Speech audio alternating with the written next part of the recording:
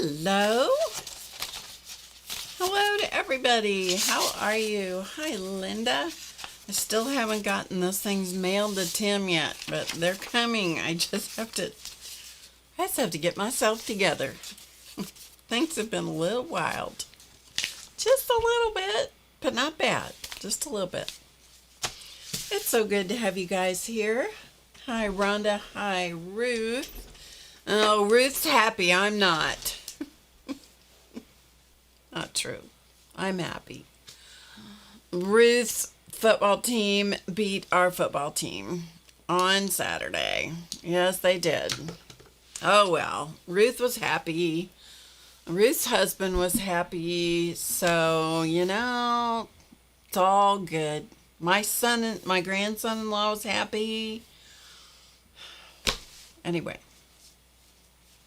Hi, Connie. Hello, Carol. Good to see you. What are you doing in your quiet corner? Oh, excuse me. Oh, that was really rude. Sorry. What are you doing in your quiet corner, Carol? I hope you're doing something great. Something fun. Sorry, that yawn just snuck right up. Yes. Connie, how's school going this year? Are you having a good year? I hope so. I hope you're having an excellent year, actually.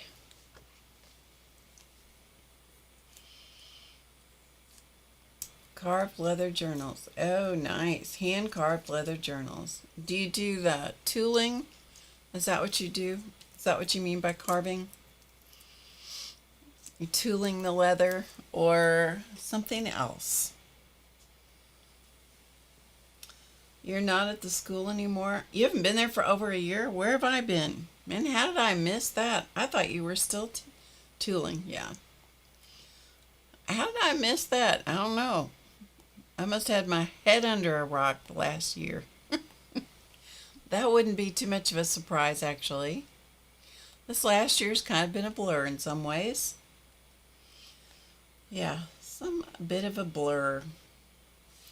Claw's man tried to teach me how to tool leather. I did a little bit, and he would do the carving, and the tooling and all that. He had all the tools to do all the leather stuff. He made some nice things. He really did. He did some of those, the Western style of carved tooled leather, like saddles and purses, and a style that was really popular, in the 60s, 70s, maybe into the 80s, I'm not sure. He used to do a lot of that. That was one of his things. He had a stitching saddle, and he had the whole 9 yards. You started tooling when you're 19. Good for you. You're just at home doing your thing and taking care of yourself. Good for you. Good for you, Connie Kane. Good for you. I'm proud of you for doing that. And Carol gave away her age. You're still young by comparison, Carol.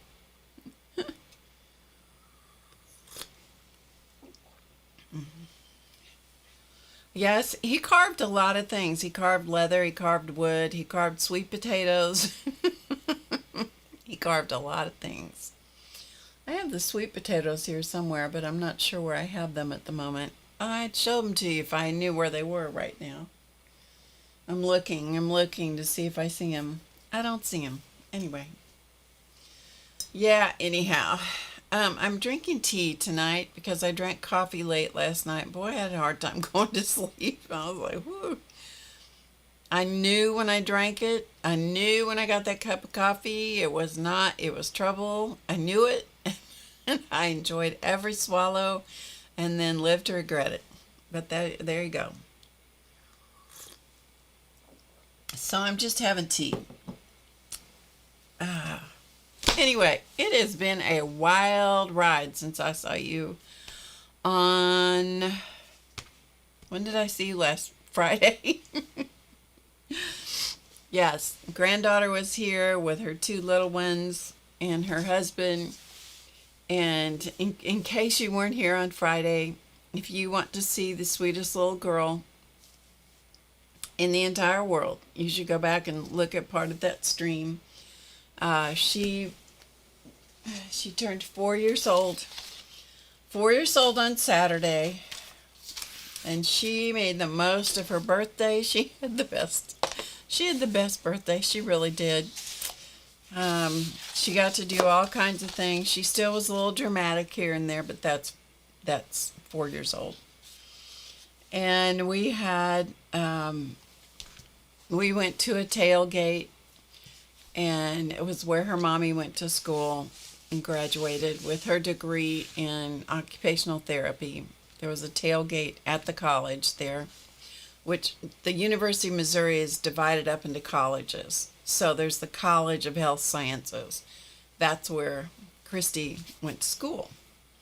Hi, Peggy. When did you start going to bed? About 2 a.m.? No, it was about 12:30 or 12:45, though. Anyway,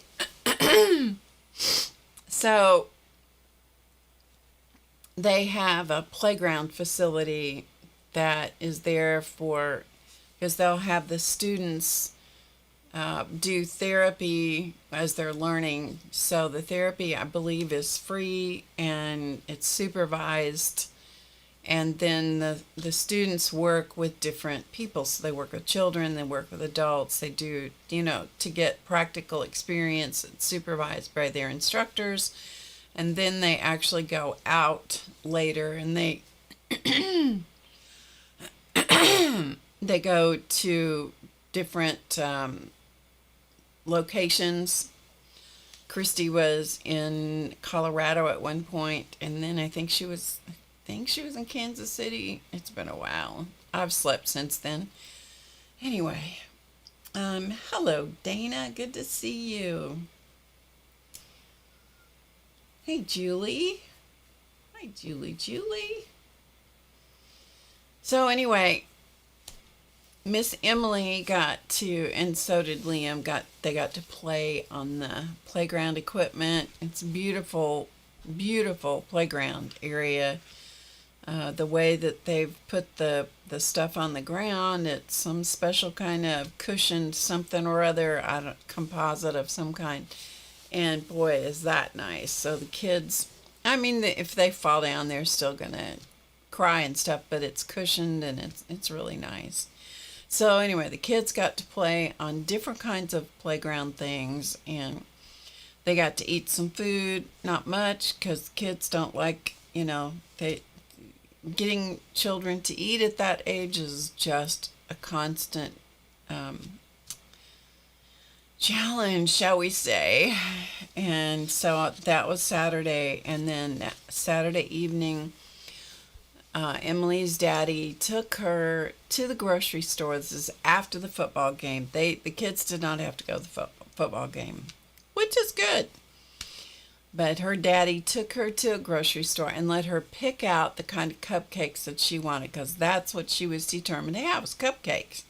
And so they came home with 12 mini cupcakes with a lot of frosting on them. A lot of frosting. A whole lot of frosting. And brownie bites, and Elton would not be dissuaded from Texas sheet cake. So he got out one of his Texas sheet cakes, and he took about a boatload of icing in something you buy, some kind of tube thing that you buy, I don't know. And he squirted her name on there, and then he had a tub. It must have been a tub this big that he bought, I don't know, 6 weeks ago or something, of sprinkles. And Emily's daddy looked at that and he said, "You are going to be her friend for life," because he put sprinkles all around the perimeter. And then we put candles on it, and yeah, it was a whole thing, and Emily loved it all. Loved it. she did meet her husband in Alabama. She graduated from here, but she met her husband. No, she didn't meet him in Alabama. They went to high school together here. Yeah, so she actually met him here. But the funny part, I don't know what the symbolism of the elephant is with Alabama. Maybe Ruth can put it in the chat. But we have a piece of art hanging in our foyer. It's something that I found in the house here. And it's a nice painting of an elephant. It's very nice that we put in the foyer. And so Tyler saw that, and the first thing he did was go get a sticky note and wrote "Roll Tide," and then put the Alabama A on it and stuck it on the elephant. But he had to call Elton's attention to it because Elton it probably would have been 10 years from now before he'd seen it. Big Al is the mascot. Well, what does that have to do with Roll Tide? See, I'm not very much up on Alabama symbolism. That's Big Al? Okay. All right. Anyway, on Friday, this is what Miss Emily and her mommy did with me. And if you weren't here, a lot of this is Emily's artwork. She drew all these things back here in the background, and her mommy drew some of the shapes. And then those were either with white crayons like Crayola or, any other wax crayon, or the Niji wax crayons, which are transparent. So we did that first and then put the bleeding tissue paper on top of it. And here is the one where it was the magic of Emily's name. She's now recognizing her name. And she told one of her mom's friends this afternoon that Elton, because she's very specific about how she pronounces his name, Elton made her a chocolate cake, and he wrote her name and he put sprinkles on it, and it said EMO. Now, I don't know quite what that spells, but apparently for her that was symbolic of her name. EMO. But it had sprinkles, and she loves Elton. She's still a little intimidated by him because he's big. He's big compared to her, and he can be a little loud sometimes, and a little overwhelming for her, but she likes him. Yeah, she likes him. And there are some shapes that we did, and I was showing a little bit about how you could turn some of the circles into bubbles. And this is where we were just experimenting with using the crayons and stuff. So anyway, it does work. I would like to take those same crayons, that same technique, and use some stencils and do some rubbings and stuff. Anyway, it was fun. They had fun. Okay, where am I? Is Amber here tonight? I don't know that she is. But anyway, I got some happy mail, and so I thought I would share the happy mail with you. Very sweet happy mail. Because you know what? Today is our 1-year anniversary. So 1 year ago today, we were getting married. Actually, we already were married 1 year ago today. So we have been married for a whole year. I know, right? So I got some happy mail, so I thought I would share that with you. I finally got to the post office to pick it up. And this came from Starla. So I thought I would share this with you. Thank you, Rhonda. Thank you, Julie. This is from Starla. These are really neat leaves that I don't know exactly how she did these. They look like wrinkled up paper. I mean, they're very textured. And then she picked picked up the texture with some inks and stuff. She does really beautiful cards. And it says, hope that you fall into a happy anniversary. Isn't that nice? And then she said, Barb and Elton, I know that you and Elton are nearly at that first anniversary. How in the world would you guys remember that? How could anybody keep track of that? I can barely keep track of it. You're nearly at the first anniversary of your beautiful wedding. I wanted to make sure to congratulate you newlyweds. I am so glad that when life presented an opportunity for the two of you to share a happy life, you took it! Exclamation point. Yes.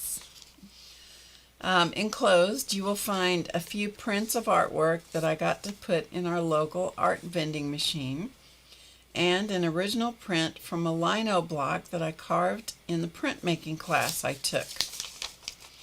Again, congratulations on your anniversary, you crazy kids. I wish for you another year and another life full of joy. Starla. Just so sweet. Going in my journal. Yes, so I'm going to show you what she sent. So on the outside of the envelope, she put Mandala. So it's a sticker which is going to come off there and go in my journal. And that's very pretty. It's navy blue and white, and it's beautiful. It really is beautiful. And then these are the pieces of art that she did. This one says, this is American Sign Language signed for I love you. Feel free to use it on a card or in your art journal. So this was a print that she did. What'd she say? A carving she did in her class. Lino block that she carved in printmaking class. You know, I'm going to tell you something. Those lino blocks, I have tried carving those, and holy moly, you got to have some strength, and you got to be careful. This is really nicely done. I love that. I much prefer to carve stamps, stamp material. Okay, and then these are a few prints of artwork that she got to put in the local art vending machine. I'm assuming it's kind of like an Artomat, but I'm not sure. But these are really neat, so we'll look at them closely. Isn't that pretty? Play. That is one of the most important words on the planet. Just play. If we would do more in this world, just playing, if people would do more of that, you know what? We would all be way better off. Just Play. That's the name of that one. So pretty. This one is Framed Sunflower. I love the way she did the frames on that. And look, I think this looks like a jelly print back here to me. So pretty. And this one is Butterfly. And that says, just when the caterpillar thought the world was over, it became a butterfly. So true. It's one of the reasons I relate to the butterfly, the image of the butterfly. I can relate to that quite well. Anyway, so that was from our Starla. Big Al is a huge and powerful elephant. The crimson tide is a red bacteria that hits in the Gulf, removes all of the oxygen in the water, and kills everything in its path. I'm not sure I think that's a brilliant image. Oh, shoot. That's funny. They're really nice. Yeah. So if Starla shows up, be sure and tell her that you got to see the happy mail. Thank you for the anniversary wishes, all of you. Thank you. And I'm spending my anniversary with you guys, with you lot. I think Elton's still at work. Hey, Terry. And this is from Amber. Amber is one of our mods. And this is the back of the envelope. Look at how pretty this is. It's got fabric tape and all kinds of, and several other kinds of washi tape, some Van Gogh washi tape and so forth, and stamps. Look at all those pretty stamps. 2 of them didn't even get canceled. Anyway, aren't those pretty? Those are worthy of taking out and putting in my journal for sure. Thank you, thank you. So let's look in here, and she says, it's funny, look at that little image up there, that little bird. Barb, here are some prints as promised. Hope you like them and enjoy your relaxing time away. Be safe, your friend Amber. So let's look at the prints. I haven't even opened these, so we're gonna look at them together because I haven't even opened them. She loves to do jelly plate printing, and I think she said she uses primarily 3 colors, and I think she uses golden paints. This is like newsprint, I believe. It's really thin, but you get that paint on there, and boy, it has a nice texture. It's not too heavy, but it does definitely thicken up the newsprint. Pretty colors, pretty textures. That's a nice one. That looks like that might be a cleanup print, where she'd been printing quite a bit and then she cleaned up the plate by putting a light color on it and pulling off everything that was left. Also on newsprint. And let's see what's on here. This, I think, is tissue paper. We're going to find out. It's butterflies. She's so great about sending butterfly things to me. Yeah, this is tissue paper. Same colors, but you can see the butterflies in the background. That's neat. That is very cool. Plus some butterflies that are unprinted around the edges. Oh, this one is very sparkly. That's a really neat one too. They're all really neat. See if you can see. See if we can catch the... Look at that. See that shine? That's from the paint. Yeah.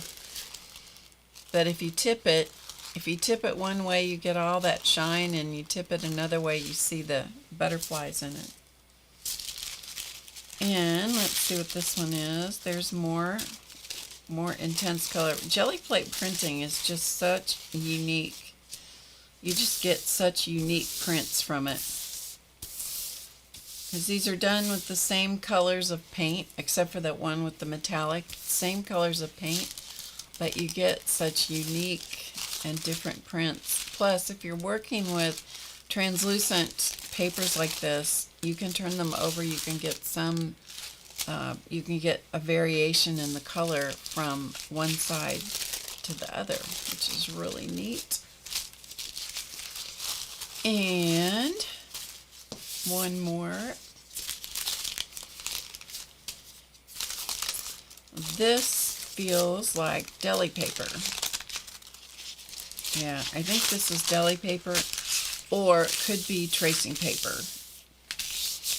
Again, similar, the same colors, but using different techniques, different texturing ideas, and oh, that's a beautiful one. This might be my favorite so far, other than that one with the butterflies, with all the sparkle. That is a beautiful print. It really is. The colors. Oh, nice. But then see, I like having the really bright colors also. Look at that green. That is great. Yeah, so nice. Thank you so much, Amber. There's another one. I think this is bubble wrap that you see doing the texturing in the background. Thank you, Miss Amber. Thank you, thank you, thank you. It's so nice to have prints from somebody else, because nobody prints. No two people print the same way. For real. Okay. I hope you guys are doing well.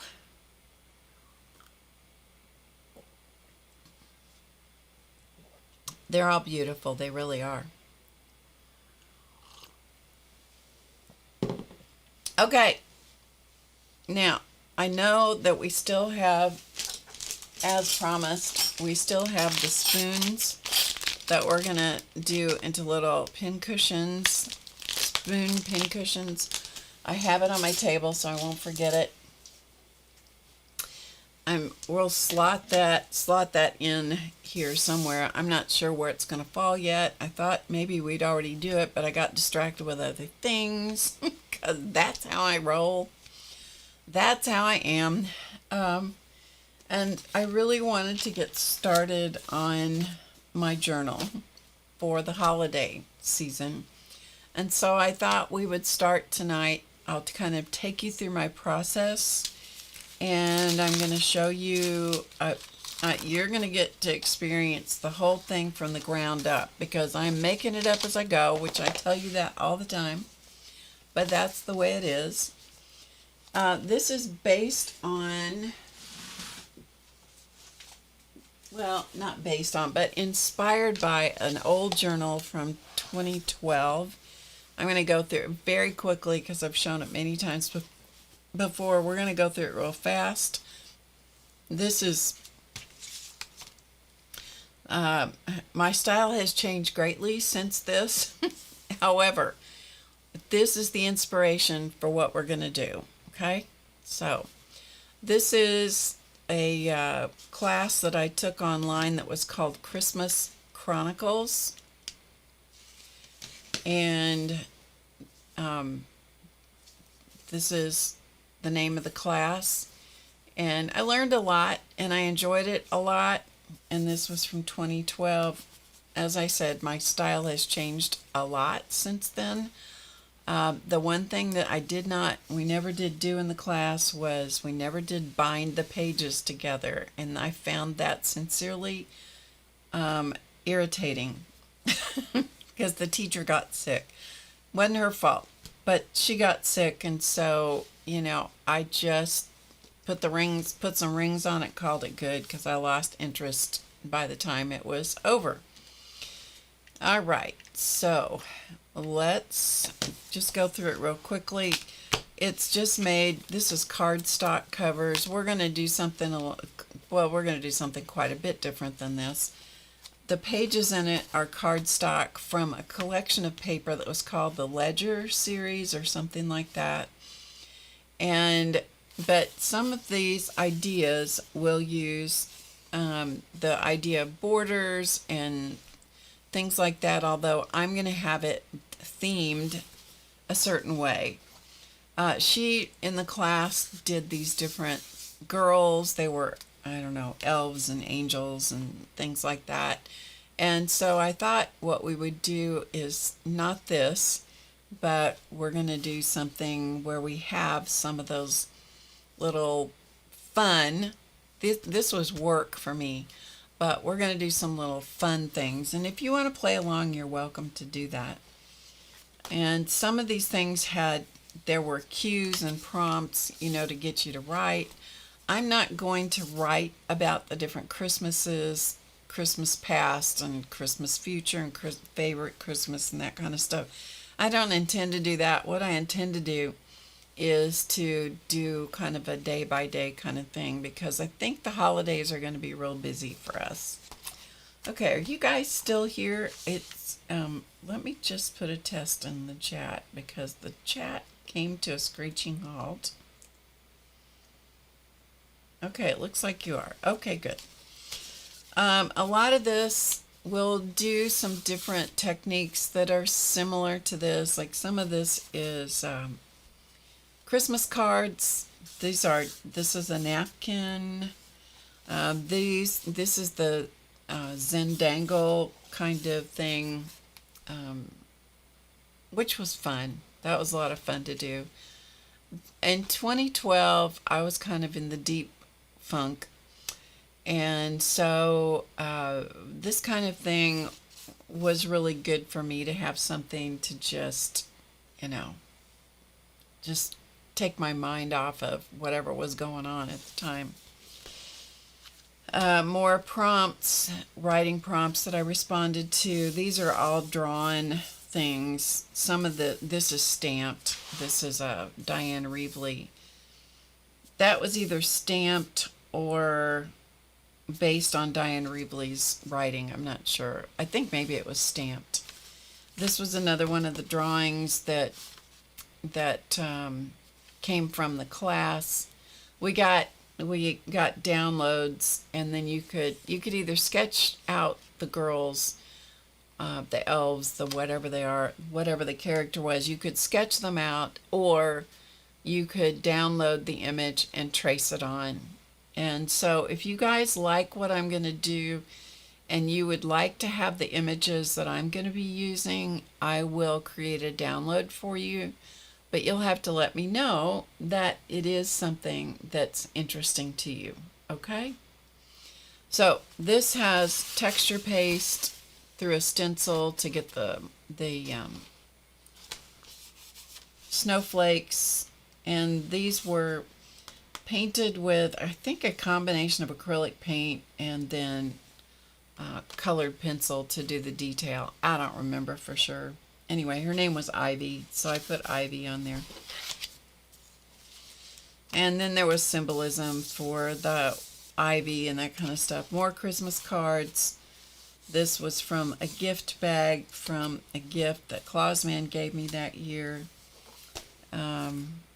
This was granddaughter Christy that was just here, and Clausman gave us a class to do together.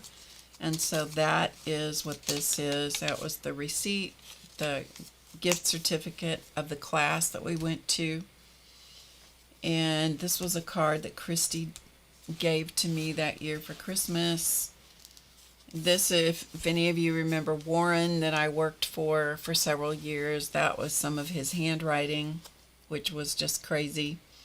This was an older lady that, she was a very sweet lady.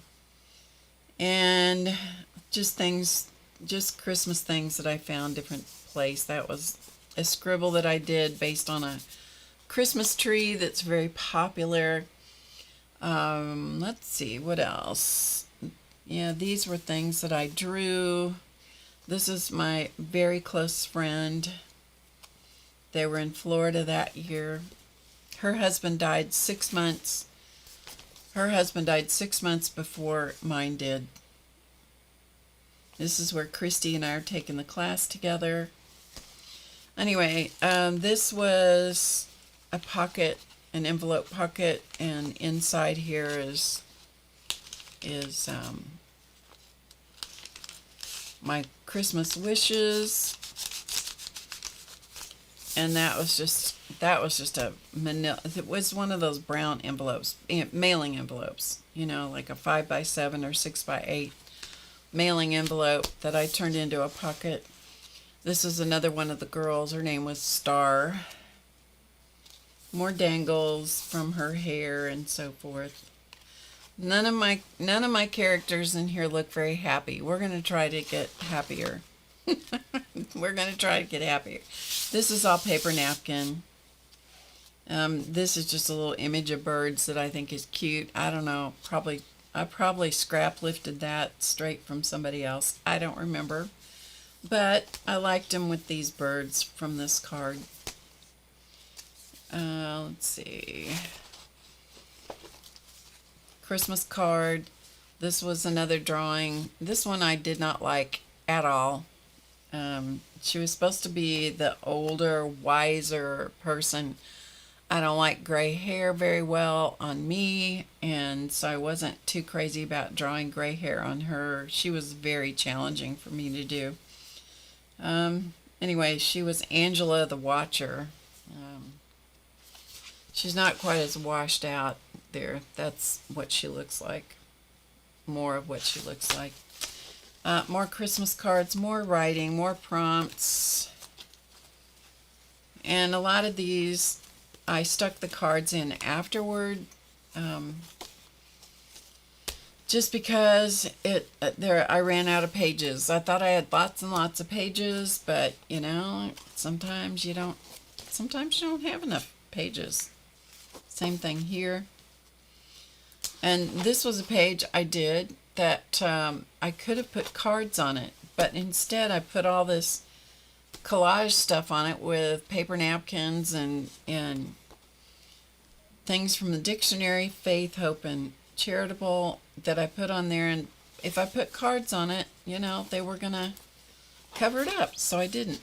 This was from wrapping paper. All of this is from wrapping paper. The wrapping paper, if you know anything about wrapping paper, like cheap wrapping paper, it's thin.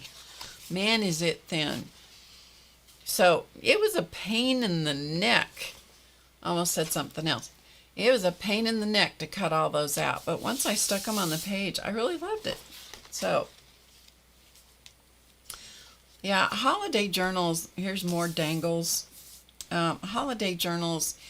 If you like that kind of thing, like this year, like I said, is going to be extraordinarily busy for us from Thanksgiving until the 3rd or something of January. It's just like really busy in there.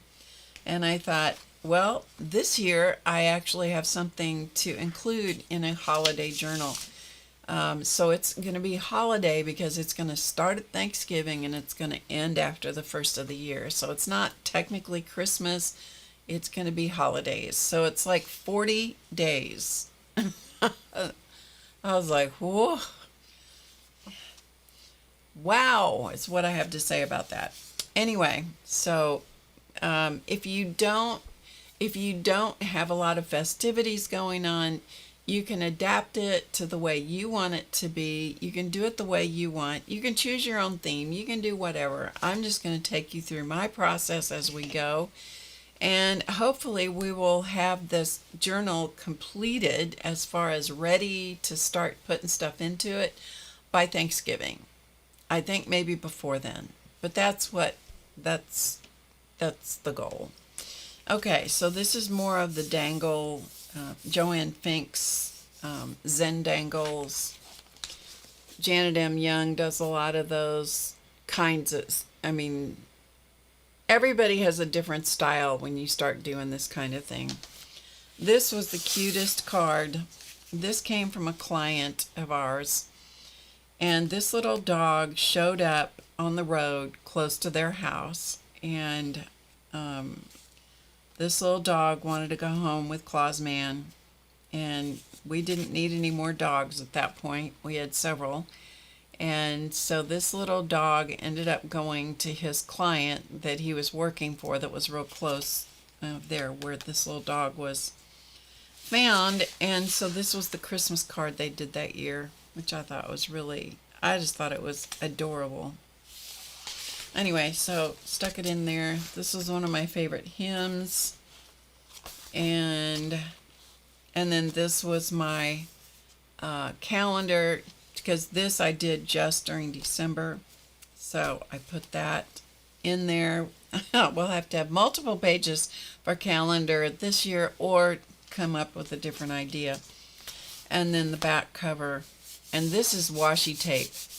Washi tape in sheets, and I'm going to tell you this, I don't like it. Washi tape does not stick well. You need to add, if you want it to be permanent, you need to add glue, right? And I thought, well, it should stick to this. No, it did not want to stick to that. So I can't tell you how many times I have picked up a little section of this and shoved glue under it. Yeah. Anyway, so this is the Christmas Chronicles book from 2012. It's the only time I did a specific holiday journal, but I'm in the mood to do it this year and do it a little differently. You couldn't do that, Busy. Well, yeah. It is what it is. Okay, let me show you some of the inspiration. The inspiring kinds of things that I've collected. I'm sticking them in this basket thing. And so I'm just going to pull these things out because this is what I have collected so far.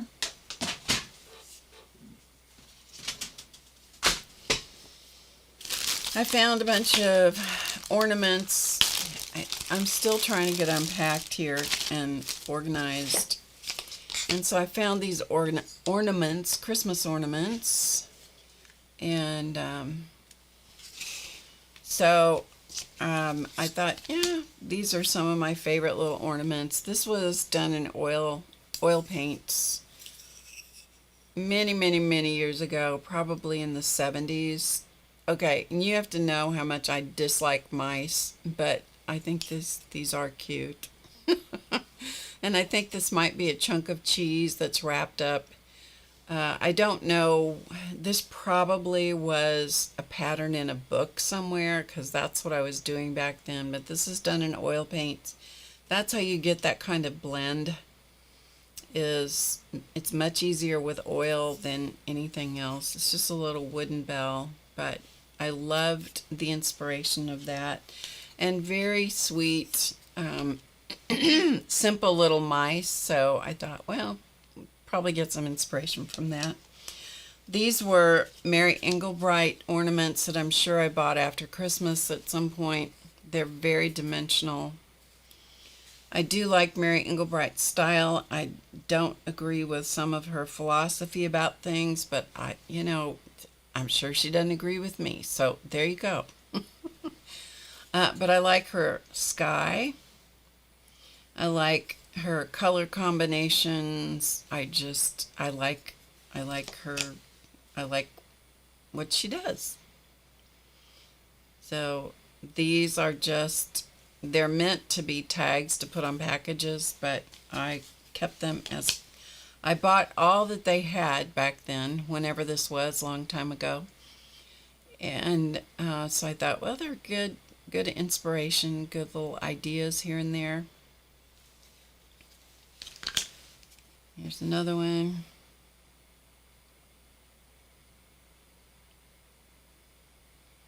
I like her stars back here. And the star border. I mean, there's just a lot of things that you can take inspiration from. So look around, collect things, and see her sky on this one is different from this one. Very regular pattern, very irregular pattern. So look at that little dress. Lots of pattern possibilities there. And this one, it's a neat Santa patterning on the robe, the design detail around the edge. And this one, the lettering style, the border around the edge, just really neat inspiration. So look for inspiration where you can find it. Okay? All right, so we have those. Then one year I did Christmas cards, and these were all drawn Christmas cards. I'm not sure. It seems like I did these with the VIP group, but I don't remember exactly. Each of these were drawn on, I think it's a 4x6. Yeah, 4x6. It's like a file card. And so I drew the originals. So this was one. This was one. I think these are actually the originals, maybe. I don't know. Or they were the ones that I was playing around with, because these are similar but different. But and this was another one. Once I got them drawn, and I started drawing these and I really enjoyed them. Once I drew them, then I made copies of them. So one of these is the original, one of these is the copy. And so then I copied them, and then I added color to them, and I don't know exactly what I did on those, but that was inspiration from all of these are blasts from the past, from I don't know how many years ago. Anyway, so backgrounds, watercolor backgrounds, that was another one that I did, but wasn't crazy about it, but it's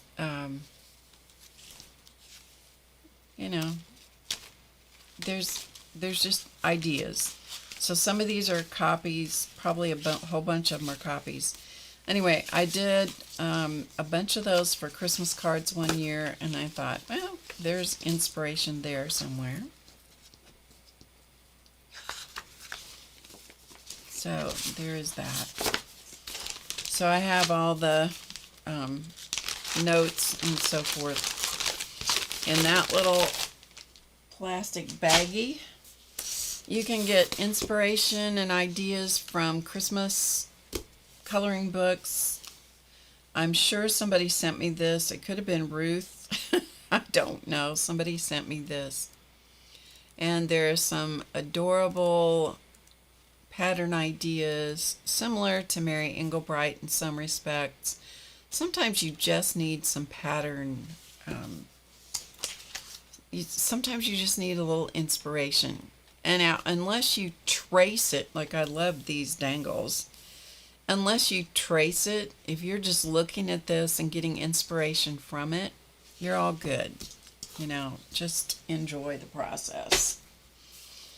This one is Johanna Basford, and this is a big book, big Christmas book, and she shows in here, this was 2016, so this is a color book, lots of patterns, lots of ideas, lots of motifs that you can pull a little motif from, like there's a really adorable polar bear.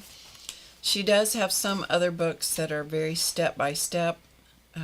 I collect things like this because I enjoy having someone else's artwork to inspire me. And so Johanna's Christmas festive coloring book. So another thing, even just the cover gives you lots of fun ideas. And so the theme, I wanted to have my book themed because I'm not going to do it with prompts. I'm not great with prompts.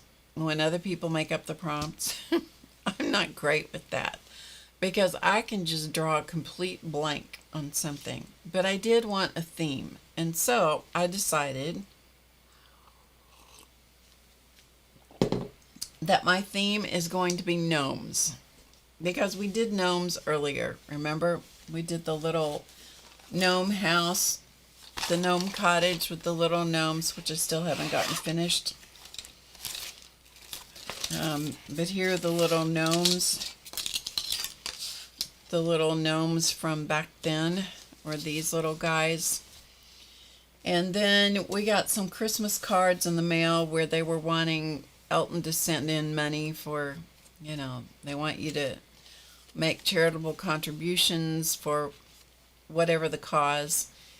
And there were a whole pack of Christmas cards, and these little gnomes were, this little card was in the pack, and I thought, Okay, you know what? I'm gonna put that in my stash of inspiration because I think gnomes are a really good little idea. And this was in one of those. This was for Boys Town.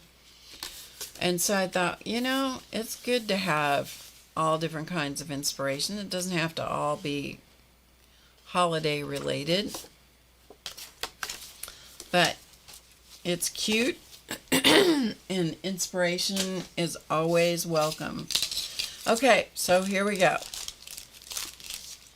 On the front cover of my book is going to be a gnome house.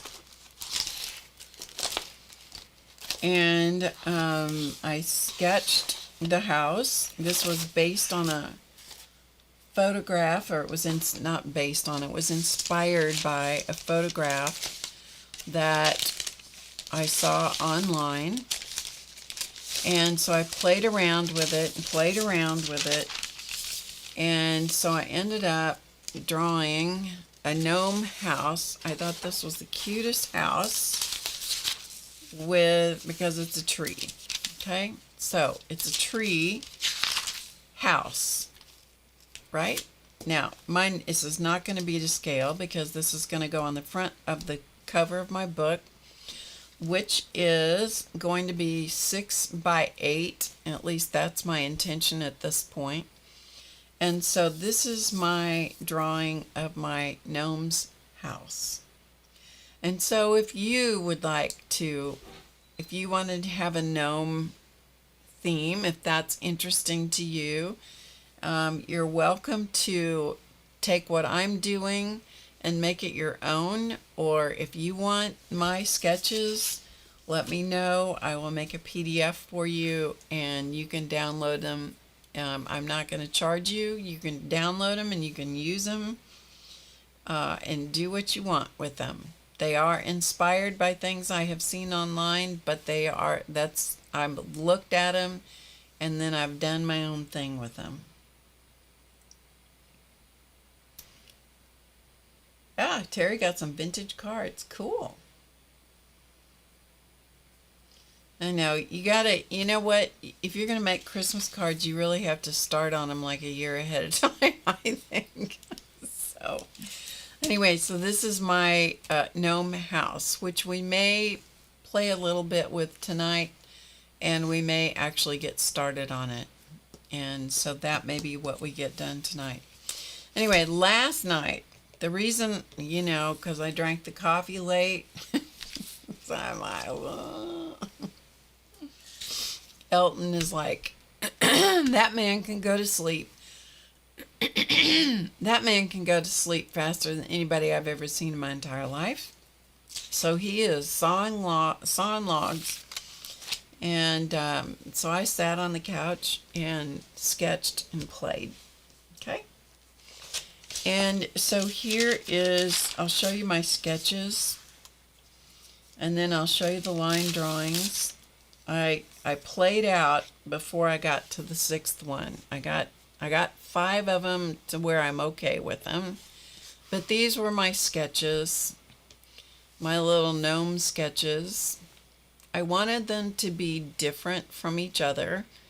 And I'm doing this size, and yet I may enlarge them so that they're going to be maybe a little bit easier to paint in. Hey, Starla, thank you so much for the Happy Mail. I showed it to everybody earlier, so thank you so much. Your artwork is, as always, phenomenal, beautiful, very inspirational. Thank you, thank you, thank you, thank you. So here, back to the gnomes. Now, will they fit inside this gnome house? No, they will not. But this is going to be on the front cover of the book. And these are going to be spread throughout the journal, I think. That's my intention at this point. Okay. So this, I will give you a quick lesson in how I approached drawing them, sketching them. We will do it, of course I did it in pencil, but we will do it with a pen, because if I don't, the camera's going to go crazy bananas. So we're going to put this on here. Now the paper, let me get my other ruler here. The paper I'm using is just copy paper, 8.5 by 11 copy paper. So we're going to just talk about the gnomes first of all, just to give you an idea of where I started. So 8.5, this distance, I went 4.25 to start with. That way it divided my paper in half. Okay, so because I wanted to put a bunch of gnomes on here, so I put a line across my paper. Maybe that'll help keep our camera happy. So that just divided it in half. So I had room to get multiple gnomes on here. I just needed some guidelines. And then I went 2 1/8, I think is what I did. And did another line. And another 2 1/8 from the bottom. Now there could be easier ways to do this. This is just the way that I did it.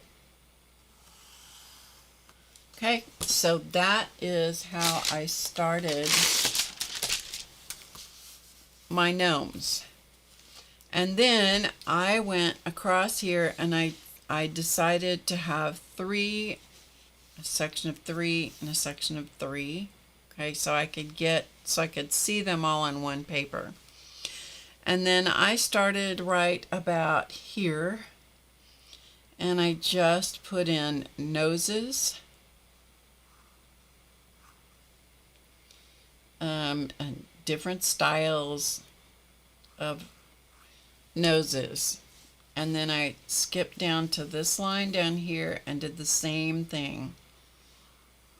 And because it was in pencil, it was easy for me then to erase and so forth. Okay? So I just started with noses on the line, and then my gnome can be this tall. Most of the gnome is going to be hat, but you can make it any way you want. But this is how I started out. And you can see, perhaps right here, there is the line. And here is another line. That's my 2 1/8 line right there. And right here. And then there's my noses. And then I just started playing and sketching out various little ideas. Now this one, anytime you start something, the first one, it's going to take you a little bit. If you decide to draw your own, it's going to take you a little bit to kind of get your rhythm and your momentum. So this one may or may not make the cut. He might be okay. He might have a little more work done on him because he seems a little thin. By the time I got to this one, this was the last one I did about 12:30 this morning, and this one was getting pretty chunky. I definitely achieved chunk by the time I got here. So somewhere between this one and this one, because they're seated, these are their feet sticking out. Somewhere between these two might be the ideal size for these gnomes. I'm not sure yet. But anyway, once I got them drawn, then I took a piece of tracing paper. He is all dessert. He's all Elton's chocolate cake. That's this guy. So then I put a piece of tracing paper on here. Let's just put this one up here, for example. You're going to have to block out the rest of these. So I put the tracing paper over it, and then I tried to just consolidate this into one line instead of all of these sketchy lines going on. And so his expression and his proportion changed a little bit by the time I drew the single line. Okay, so the next one is here. Again, it's not exactly what is underneath, but it's similar, it's close. And for here, I don't know why, but I found myself wanting to put in some details, and so my goal is to have a single line so that I have the character just one single line around. And then on this one, same thing. And then I drew this, but I made myself a note that's supposed to be a bell. And then there's this one. So I know having all this other blurry stuff in the background is a little confusing, but just so you can see how I arrived at what's what. So this guy right here will go here, and I'll draw him, and he probably needs something in his hands, and I'm thinking of putting a poinsettia, just a little poinsettia bloom, which would be totally out of proportion for a little gnome, because a poinsettia bloom by comparison to a gnome, it would be silly, but I do like the idea of a poinsettia bloom. So, it's our world and we can make it up as we go, right? Oh, that's funny. Your nephew went to sleep so fast, I called him Lampy. You like the hot cocoa guy? Yeah, I like him too. And then you can do things like, make steam coming up, put steam coming up from the cup and so forth. Anyway, but let's see, these guys on the card here, I haven't done anything with these yet. I forgot I even had these. These were in here instead of with me last night, and so I haven't done anything with these guys yet. But I mean, there's only so many things. Honestly, gnomes they're short. They don't have much to do with faces. They're mostly hat and like a robe or whatever. You can make them with pants, like a shirt and pants, because those little guys, the wooden ones that I painted, most of those had pants. Anyway, there you go. So that is how I started them, and where the inspiration, I just looked at all kinds of, I Googled gnome images, gnome line drawings, and then I just looked and scrolled through and went, oh, that's a cute hat, and that's this, and that's that. But then making your eye look at them and then draw them, because I'm not going to do anything with, I will give you my rendition of the images. I will not sell these because there are probably too many things that are similar to somebody else's artwork, which I don't intend for that to be the case, but it could be the case. Somebody could look at it and go, oh, that's my gnome. And I'm like, anyway, so I'll just give it away. Okay? All right. That's how I went about getting my gnomes to come into existence. So if you're interested in that, I will see if I can get that done and up online this week. Okay? Hey, Dorothy. Dorothy, what are you doing up, girl? My goodness. It's going to be late where you are.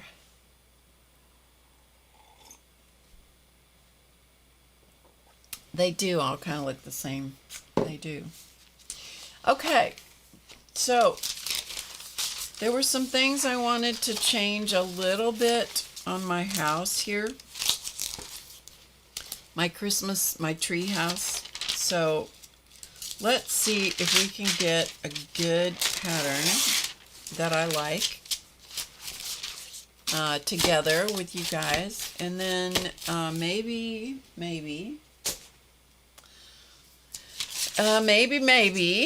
we can transfer it onto watercolor paper and see if we can start painting it. We'll see what we do. If you're interested in that, great. If you're not interested, that's okay.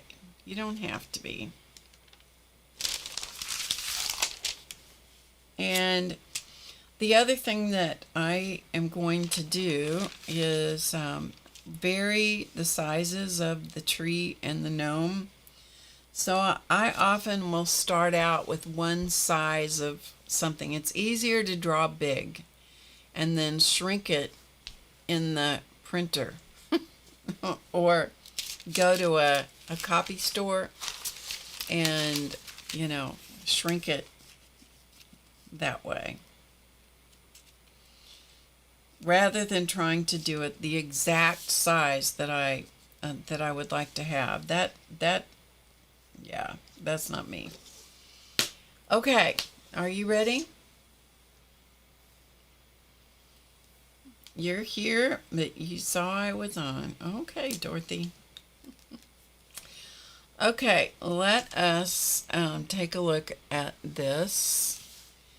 And I have a fresh piece of tracing paper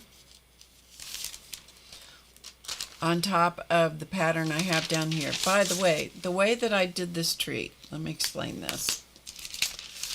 I folded my paper, my tracing paper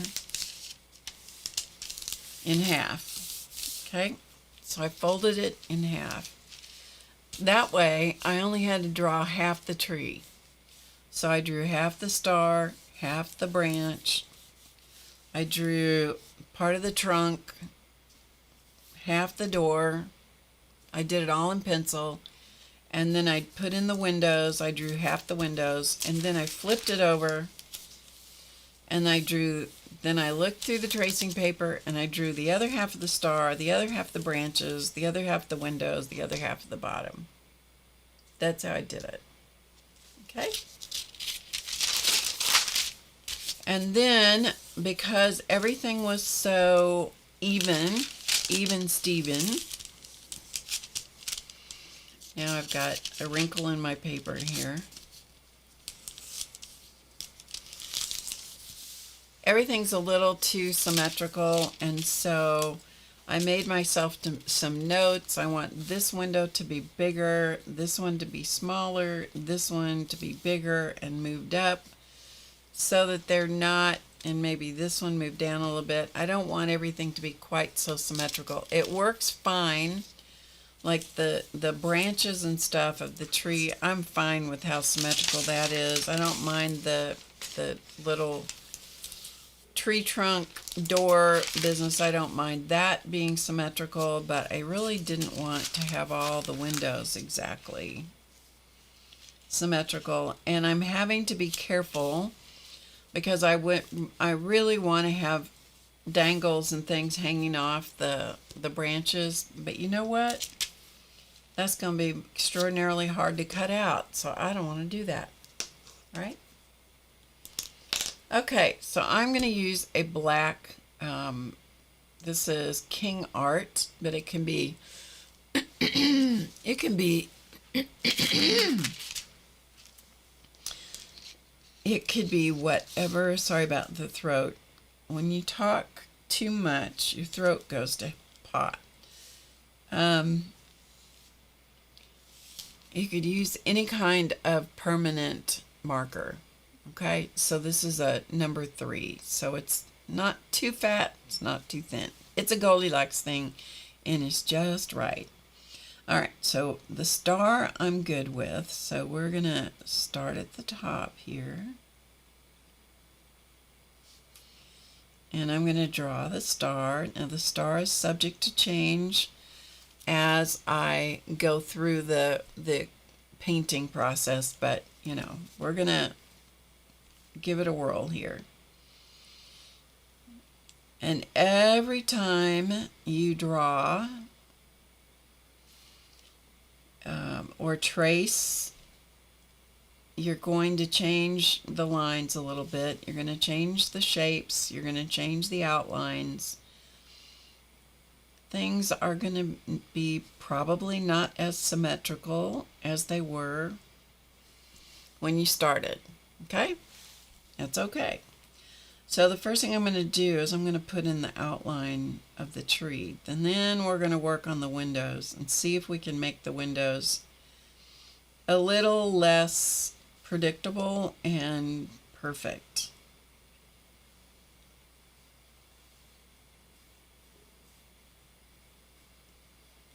Remembering that I'm going to cut this tree out of watercolor paper to attach to my journal cover, which at this point I think is going to be fabric.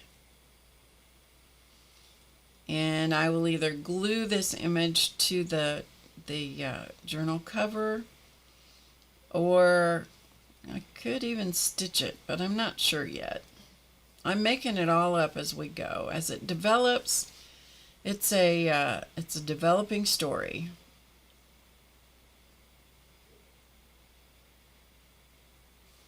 All right, so there are the branches of our tree. It certainly does. Rhonda said, imperfection gives character, and she is right. I agree with that. All right, so I'm going to just give myself a wiggly trunk. I played around with this idea of the trunk quite a bit, and I finally just settled on this trunk. I know that trunks are not made of stone, but this one is, okay? This one is. Because I like the stones. I really like the stones that I did on that other little wooden cottage that we did way back. I don't know when we did it now, but we did it way back. So I'm going to let everything be a little wiggly. I'm going to put in a door handle. And I'm going to go ahead and put in my window in the door. And things may be a little askew as we go through here. And I'm good with that. So we're going to have some wooden planks, some boards in that little door. And I think I'll go ahead and put these, I'm just going to go ahead and detail this trunk just the way that I've drawn it, because I kind of like it. It's kind of wonky, it's kind of funny, kind of cute, kind of goofy. Oop, don't move. That might be a little wonkier than we want if it starts moving around. So windows, some little frames around the window. And then what I did to create the stones in the little trunk, when I was working with pencil, the first thing I did is I just drew lines going across. And then I came back and I drew little stones and tried to offset them from each other. But what I'm going to do here, scoot this up. What I'm going to do here is I'm just going to draw the stones in. So if you want to have a method for creating the stones, you might need to put in some lines. But I'm just going to make little wiggly, kind of oblong, kind of rectangular, kind of roundish, different sizes and shapes. I don't want them to start and finish in the same places all the way down the trunk. And when there's a little space, then put in a little stone. Put in some weird shapes so they don't all look too like soldiers marching down the tree trunk.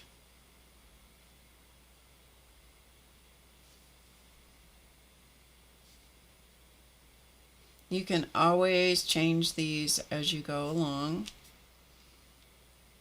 I tried not to put too many in, but I wasn't very successful with that because I quite honestly loved the little look of the stones. And so I just kind of had fun with it.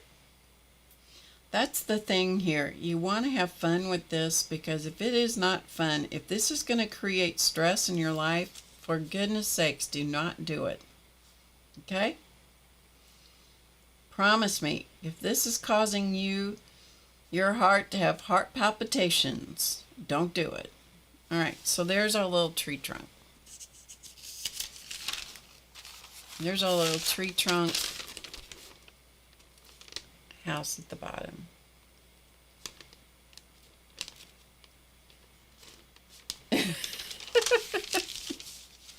I see Elton has entered the chat. Okay, so let's come over here and maybe we will play with the pencil for a second.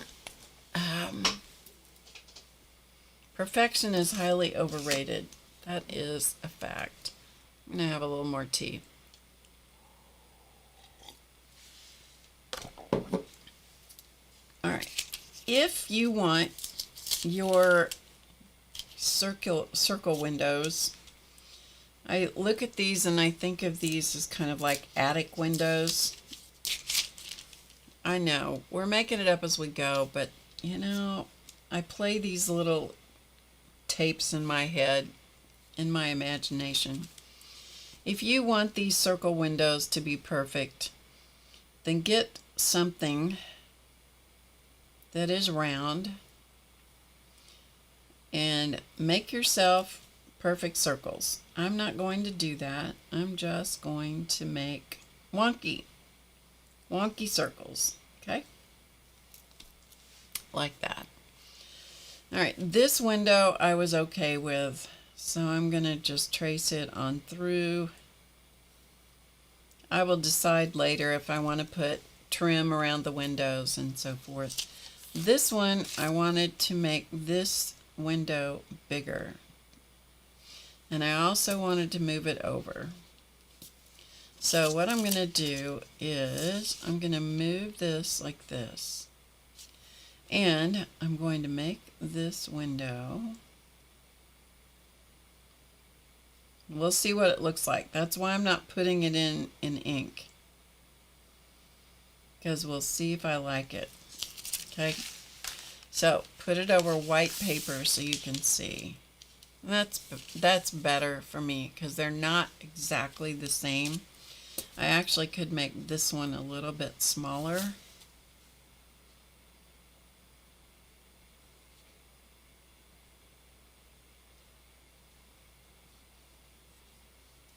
Just so that there is variety, because it was too samey. All right, so I think I can live with that. I may reshape the one on the left a little bit, but you know, we're getting there. All right, here we go. Row 2. All right, this window in the middle, I liked the placement of it and the size of it, so I'm going to go ahead and put it right here.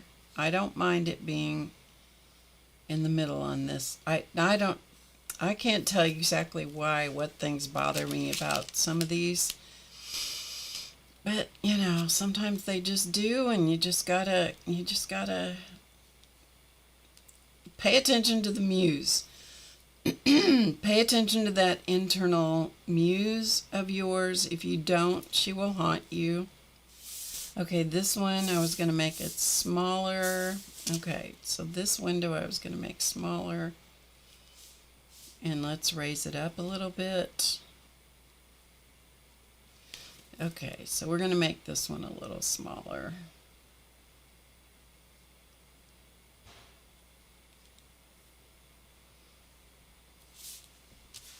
Okay, then let's take this out and look. And I am okay if they are not all the same size or shape. I mean, gnomes are not known, they're not known for their carpentry skills, okay? Now, that looks better to me. Okay, now, if you want yours all to be symmetrical, please, by all means, do exactly that. It is your house, and you need to do it the way that makes your gnomes happy. You could also do an image like this, like I showed you in some of those little 4x6 cards. You could make something like this, make it a nice big image like this, get one you like in ink, and then you could take that, reduce it in a copy place or in your own printer or your own computer, reduce it down to fit on the size cards that you like, print out a bunch of them on cardstock or whatever, cut them out, you know, and you can, it's a way to shortcut the drawing process to create cards. I hope that makes sense. Anyway, if it doesn't, just hum along. Just hum along with me. Okay, this one, I wanted to make this window bigger and raise it up. So let's move this window up. Don't want it exactly in line with that other one, so let's just make it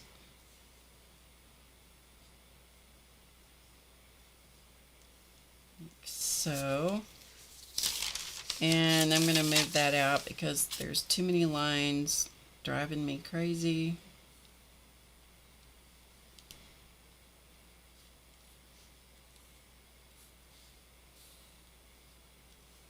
And maybe this one is fancy and has more panes of glass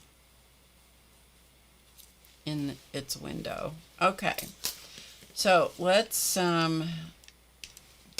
just take a look at it. Let's see, what do I want to do here? This one needs to go. I don't like how this is lined up under the one above it, so let's just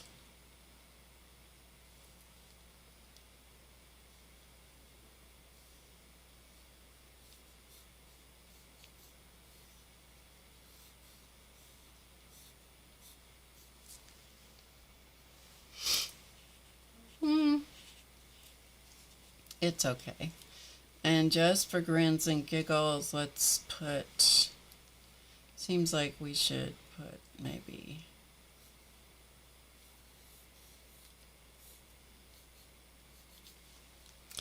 one, 2, 3, 4, 5, 6, 7, 8, 9, 10. Well, that will never do. Can't have 10. Nope. So let's make this window, instead of in the middle, let's put this window off.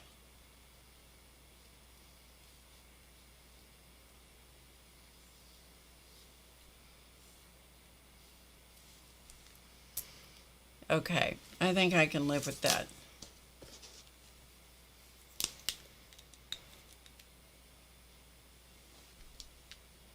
Yeah, do the art once and then make it for other projects. Julie's going to have to get lots of tracing paper. Okay, let's go for it and let's see what we think. We can, you know, we're not committed. So we can always change it up.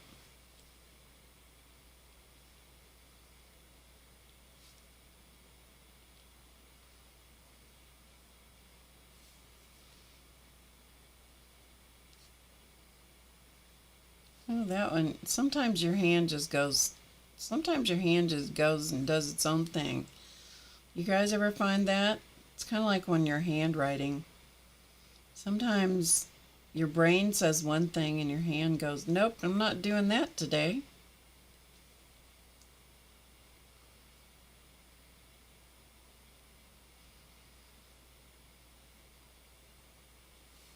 Okay.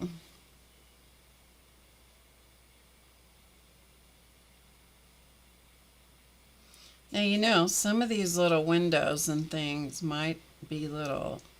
They might not be for the gnomes. They might be for the little creatures that live in the house with them.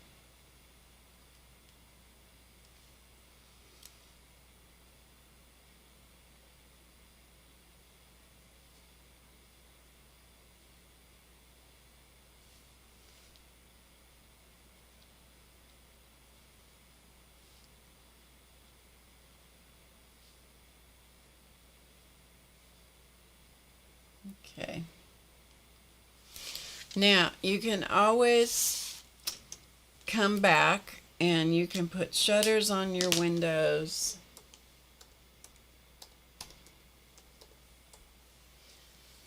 You can put shutters on the window. You can do all different kinds of things. I'm going to kind of leave it kind of simple-ish. Okay? All right. Any questions so far about our little house?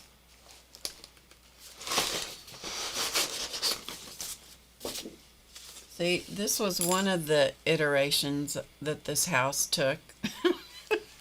It went from this to another one, and then eventually I settled on this. You got any questions? None from Rhonda? Okay. All right. So here's what we're going to do. Am I frozen, you guys? I hope not. No, I'm drawing. Okay. My hands looked like they were frozen there for a minute. Okay, so we're going to take this little tree. First of all, let's measure this and let's see if this is going to work on a 6x. We may just go ahead and play with this one regardless of how big it is. Let's see how tall it is. We got to measure from the right end of the ruler. This is 8 inches on the button. So if the cover is a little bigger than 8 inches and the page is inside, I get to make this any size I want. I don't know why I'm worried about that. Let's just leave it right where it is. Let's just leave it and move forward. Okay, let's, and if I paint this tree more than once, that's okay with me. You missed his comment. Oh, we had, today, he invited me to come have lunch, which was very nice, because he knew I was going to be with you guys tonight. So I got down to the office to have lunch with him, because you know there's only one place he'll take me for lunch, and it's Tony's Pizza Palace or Pizzeria or something. I don't know what it is. Anyways, Tony's Pizza. It's the first place that we went to the first time that we had an absolutely unofficial date. He will tell you other kinds of stories, but he lies, so there's that. Anyway, I went down there to help him. Well, there was periodically a homeless person will take up residence on the parking lot. Today was one of those. Well, he's been there for about a week. I'll tell you what. They're not supposed to. They're trespassing and blah, blah, blah. It's a problem. It's a problem. So I got there just in time to help. There are dumpsters there, city dumpsters, that are there along the edge of a building. I got there just in time to help Elton clean up the stuff from the homeless guy. I mean, I feel for him. I really do, but ugh. Nasty. So I paid the price first before lunch. And then we went in and washed our hands real well. Yeah. Ugh. Anyway. Okay, so what I have here, and I'm going to have to tilt this just a little bit for my hand. What I have here is the tracing of my pattern. This is graphite paper. Okay, this is graphite paper, graphite side down. And I have taped it on to watercolor paper, 140 pound cold pressed watercolor paper with a little bit of painter's tape. Okay, let's see how this is going to look.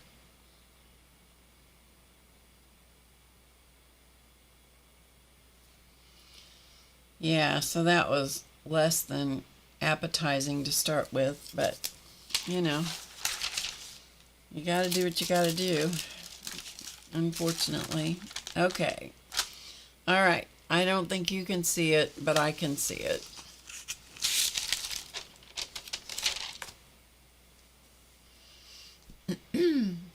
All right. Here we go. Let's see if we can get this done. We've got about 25 minutes. And so we'll at least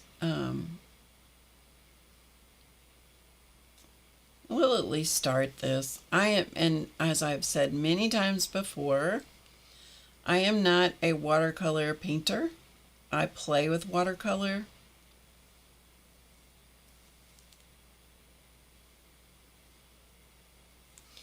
But I have fun with it. All right, did I do that window already? No. Okay.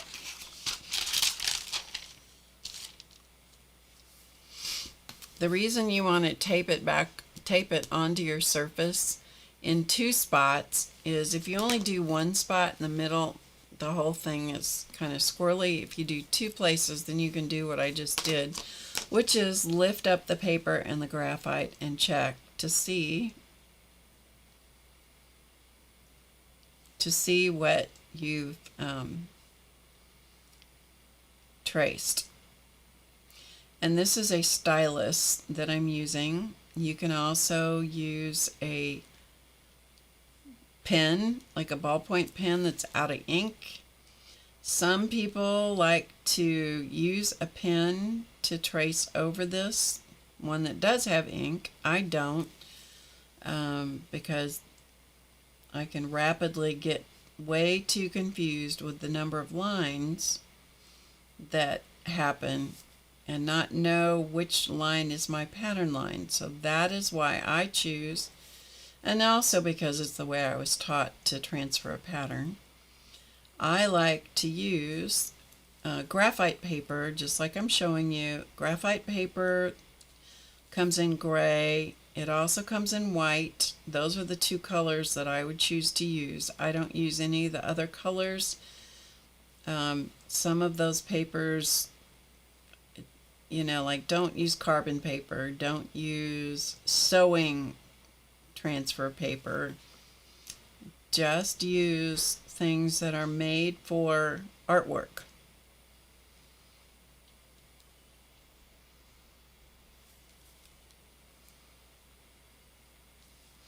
And for the most part, I will use graphite paper until it absolutely gives up the ghost and it will not transfer another line.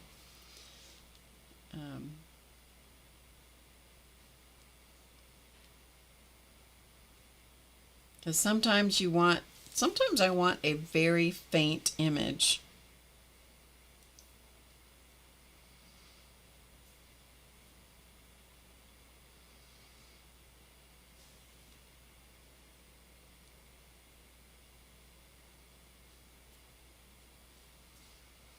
And my goal is to push hard enough with the stylus to make the color transfer, make the pattern transfer, but not so hard that it dents the paper.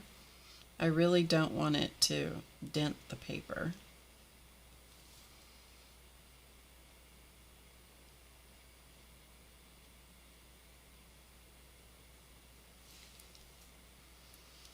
Okay, and as patterns go, this is a relatively simple pattern.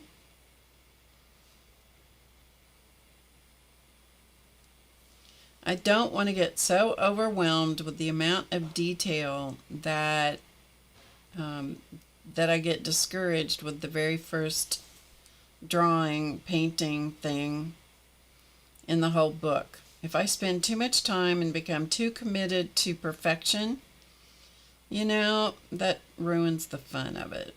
Okay, let's see how we did here. Okay, it looks pretty good. You guys probably can't see it. Once I get done, I'll hold it up so you really can see it better. The light is kind of bleeding a lot of it out. Okay. All right, so we're going to put in we got to have a door to the house. Be sure if you put a door on a house that you put a door handle. Put a doorknob. If you don't put a doorknob, your poor people can't get into their little house. And that's no good. All right, we're going to put a little window here. Now I realize I only have trim around these two windows here, but I think those must be the elite gnomes. That must be where the older generation of gnomes must live there, so they get a little better treatment. A little more detail in there at living quarters. Okay, we're good there. All right, so now let's do...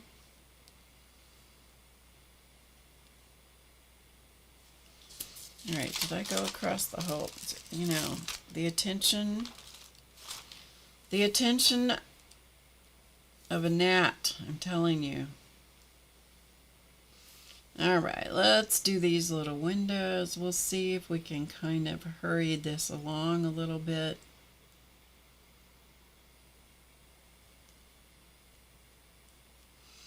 I try not to go over the same lines too many times, because if you do, then you end up with multiple lines and then it becomes confusing. So I try not to do that. I try to approach this in a rather methodical way. Am I always successful with that? Nope. But I try real hard. Yeah, so...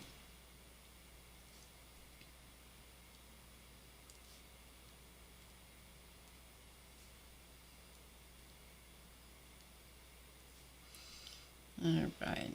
Sometimes I can't remember which lines I've gone over. Just do the best you can.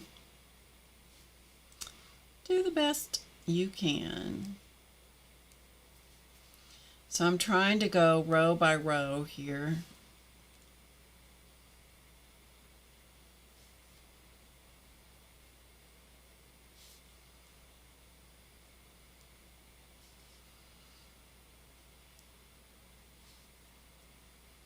Almost done. And then we will paint a little bit. We'll see what we can get done. I don't know what we can get done. Mostly what I'm after is to get the base colors in the tree. All right, let's see. All right, looks pretty good. Okay, let me take this off and then let me hold this up so you can see. Okay?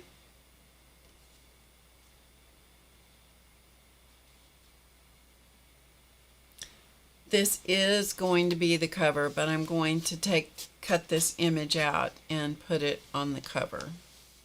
So I'm just going to paint it on this, and then I will cut it out and use it, put it on the real cover. Okay? All right, let's switch to different views so you can actually see the drawing a little bit more.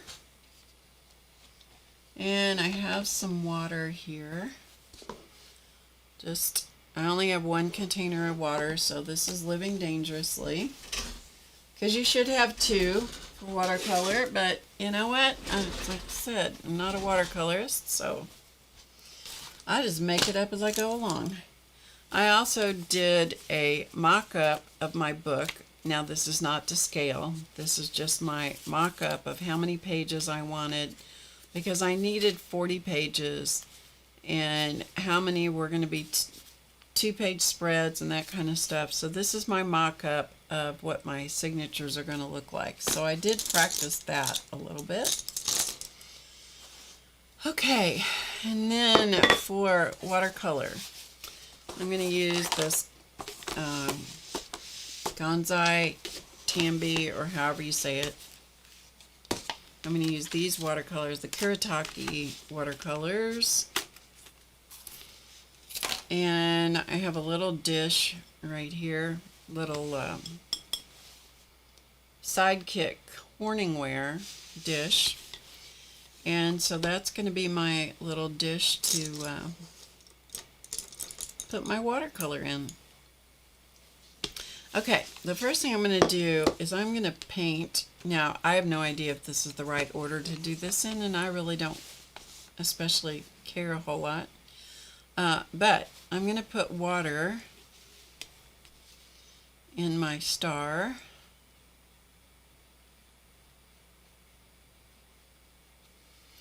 And I'm going to dampen these top windows.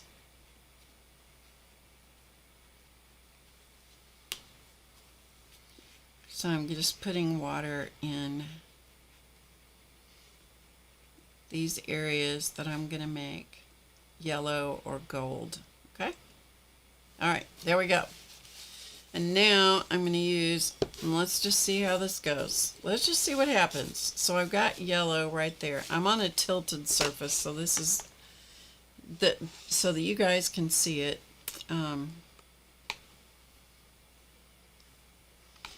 But it makes things a little challenging, shall we say. So I've got some yellow. I don't know which color this is. Lemon yellow.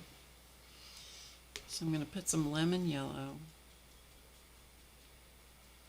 Okay, and we're going to drop some lemon yellow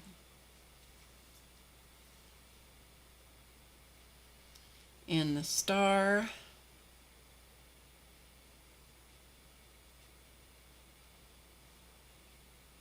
And hopefully it will stay where I want it.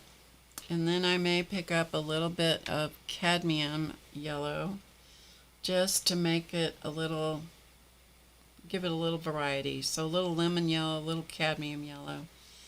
And let's put that in the windows, because we want the windows to have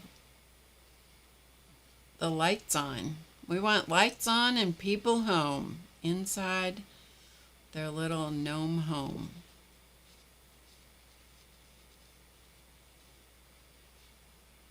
Okay. All right, we'll see what happens there. All right, I'm just painting with one brush.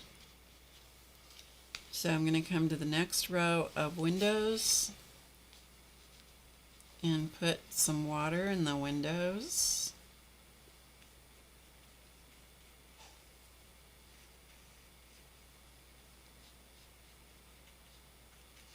Let that water, and this is B paper, so this is not super duper paper, but it's called Better Paper. It comes from Walmart.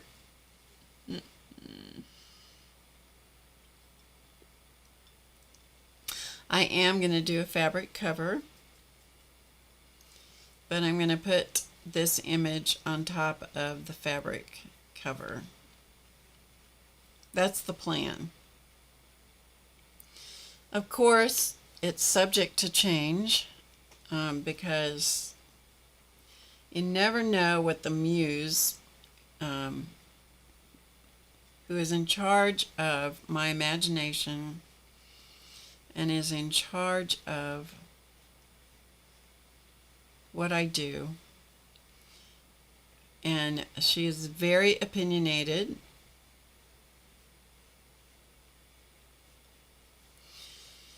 and sometimes she has other ideas than I have, so we have to kind of humor the Muse.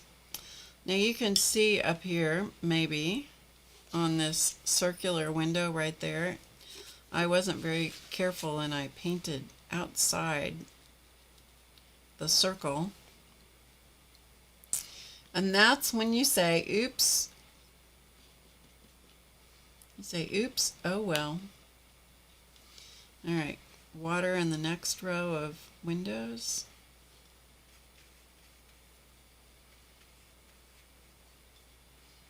Hopefully this is cute by the time we get it together. I don't know. Here's hoping. All right, let's pick up some more of that.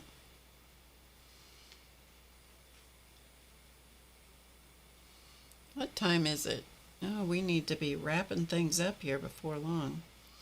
I at least want to see if I can paint in some of the tree. Probably will not do the tree trunk, but let's see if we can get some of the tree branches in. I mean, there's only 3, so.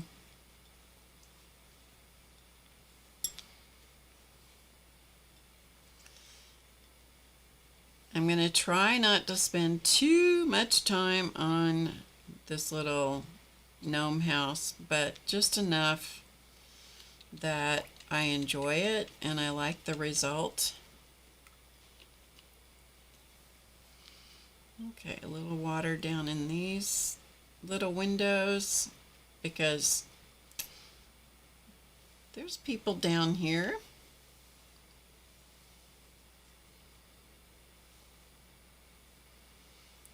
So I'm just liquefying the paint so the pigment's not too dark.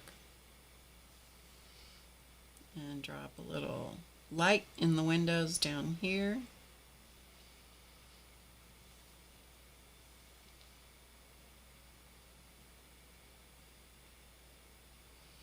And then hopefully things are dry enough up on the top tier of branches that we can safely put some water up there. We're going to find out. Put some water up there and then put some color. All right, wish me luck. Wish me luck.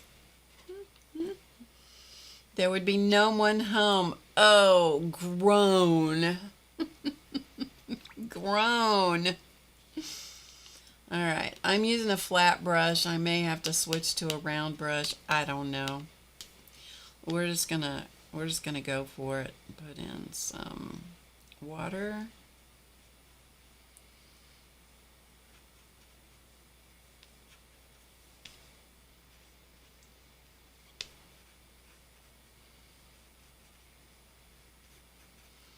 And we'll just see what happens. If it doesn't work, you know what? We will repaint it. I still have the tracing, and I can repaint the tree. It's always good to practice. All right, hopefully this is pretty wet up here. I realize this is not the best paper in the entire world, so there you go.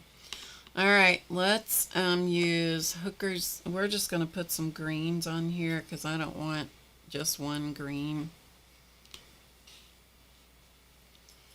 Okay, so I'm going to put some greens on here. These are just the greens from this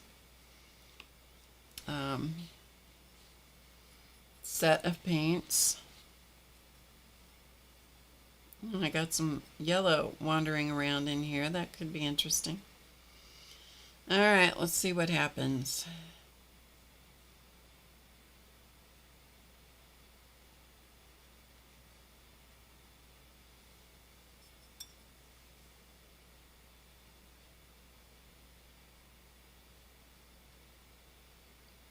If the windows all turn if the windows turn green, we'll know that it was a terrible idea.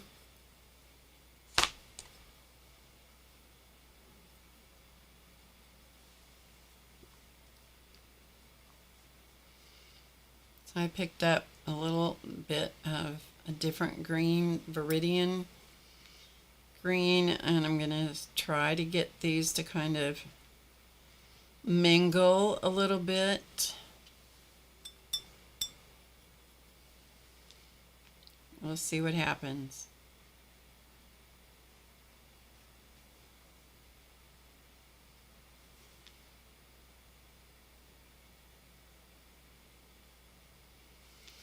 And if there's some little spaces here and there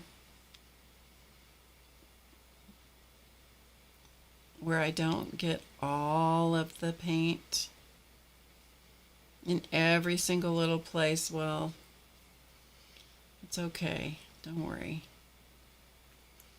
Don't worry. It's just a little gnome home, and they're not going to care.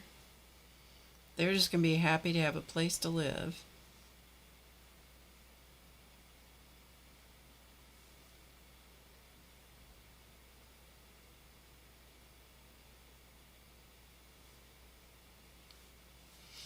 Okay, so it's not bad.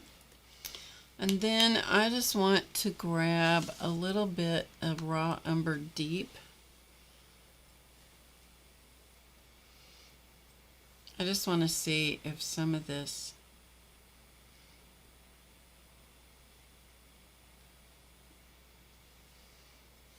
will add a little bit of variety.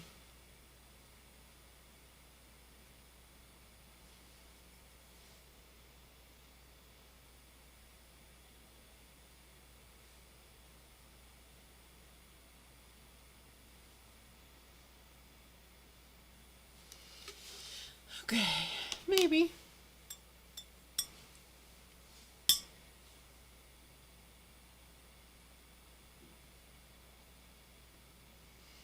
Hopefully you can kind of see what I'm doing.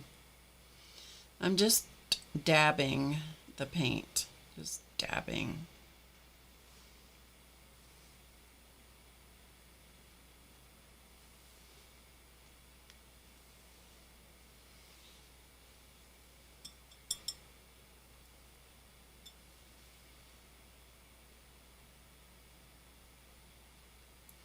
Just trying to get it to kind of have some variety here and there.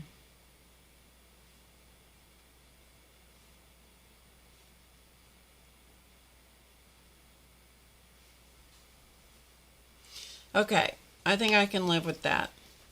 All right, let's go down to we'll stay away from the top section. Let's go down here to the bottom section, the bottom row of branches. And put water in. The water just helps the paint to move around.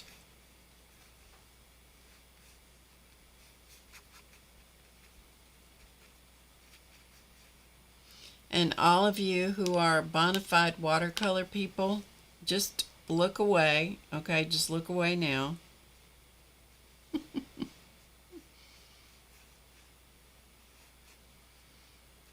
Just remember, this is just a little gnome home.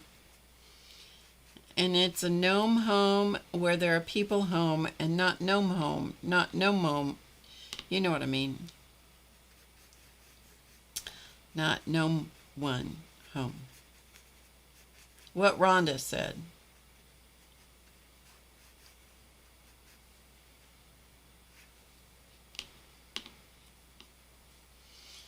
Okay, so looks the water is getting tinted a little bit, and so that's good because I can kind of see where I've put the water. Okay, so let's grab some paint. These are really highly pigmented paints.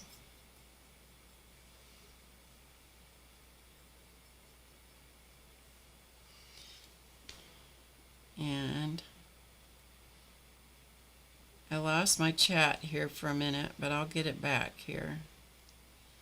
But I need to get this row of branches painted. So if you're trying to talk to me in the chat, I can't see what you're saying right now.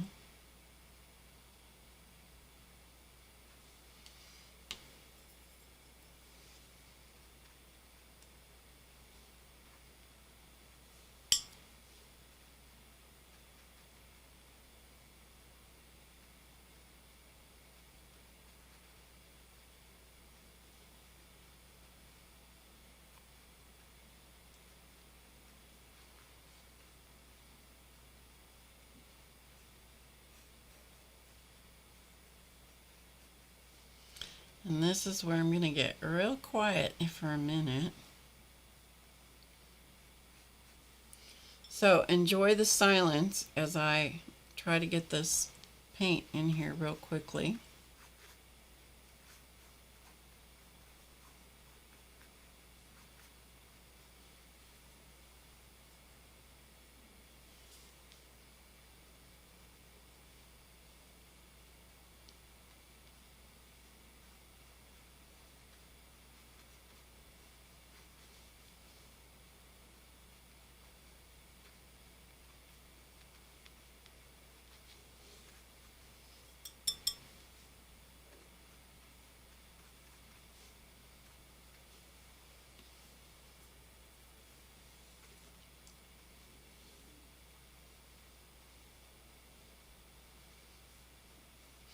Sorry, I can't, I clearly cannot do this and talk at the same time.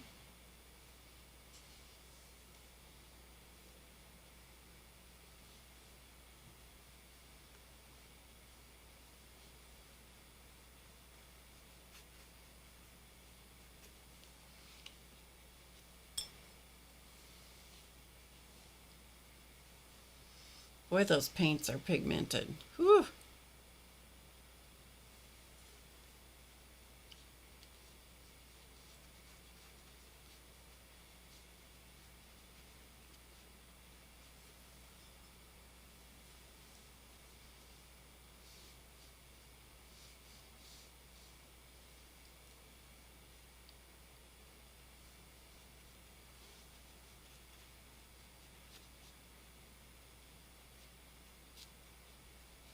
Okay, so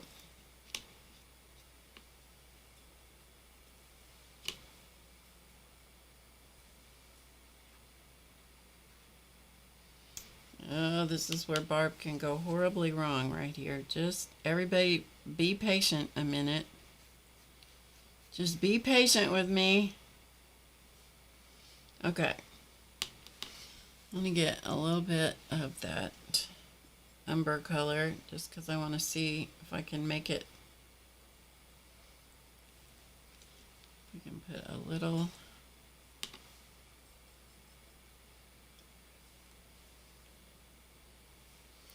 I just want to put a little bit of dabbling of brown up in here.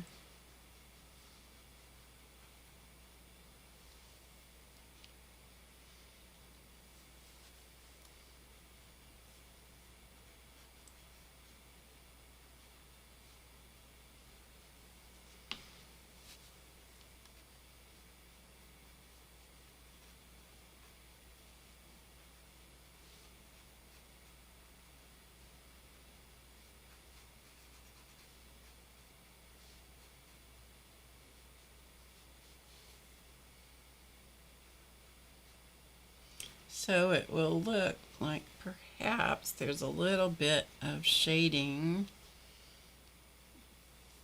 up here in these branches, a little bit. Huh?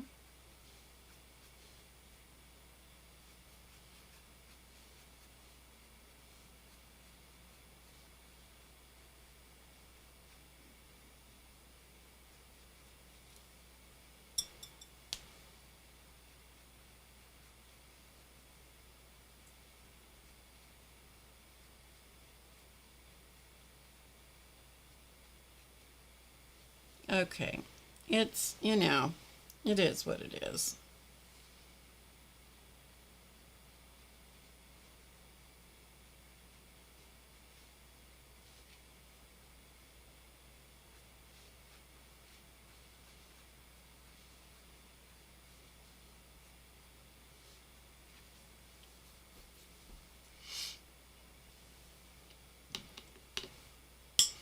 I think we can probably live with it because we'll put some line work in later and get some more branches and some more who knows what going on up there.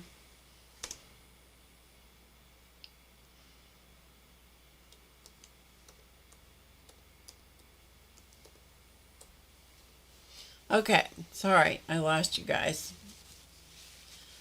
Just because it was 40 days. I chose 40 pages because from Thanksgiving until we're done with the holidays, it was 40 days. That's the only reason. Because we are going to be gone. And celebrating with family and an extended time with them and so forth, and that's why the 40 days. Okay, let's put this other row of branches in here. And let's see what we can make this, see if we can make, it's looking kind of scrabbly, but you know what, it's okay.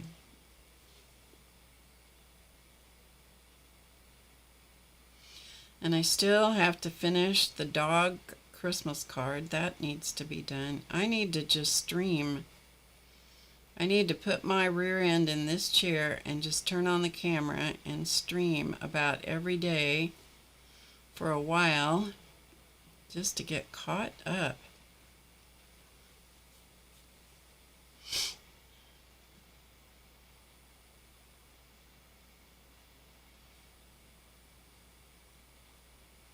Because if I have a commitment to be here with you guys, I will get it done.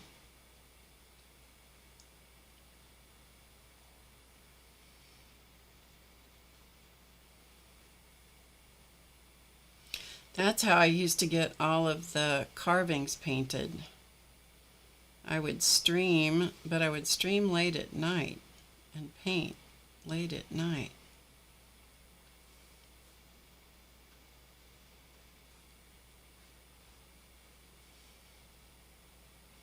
But that's how I got so many carvings painted that Claus Man was doing.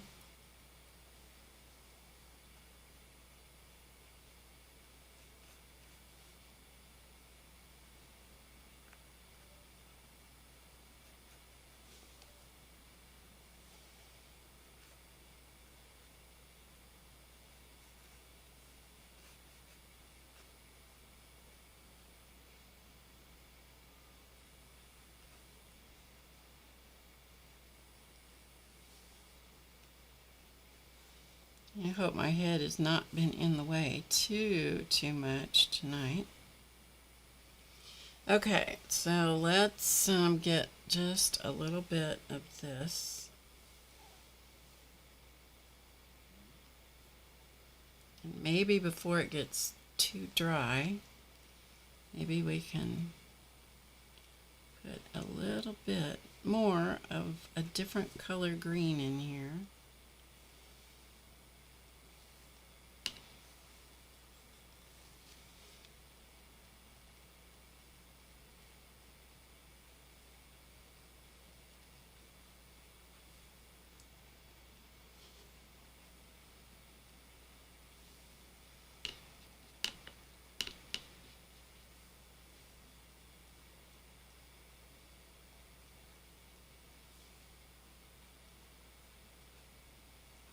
This is not high quality watercolor paper.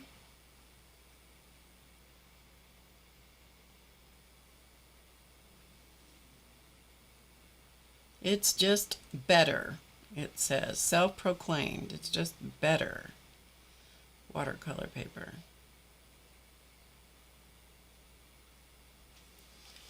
Okay, and then maybe just a teensy little drop in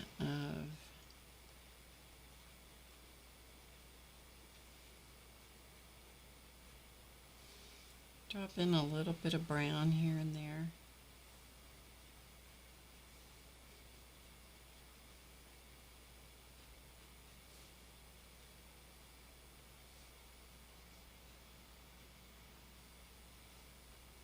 I think one of the hardest things for me to do with watercolor is to let it do its own thing. Because I'm so prone to go, I need to fix that, you know? And boy, watercolor does not like to be fixed.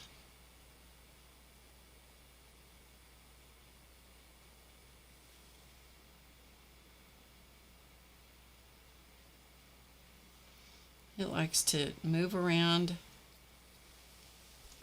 under its own power.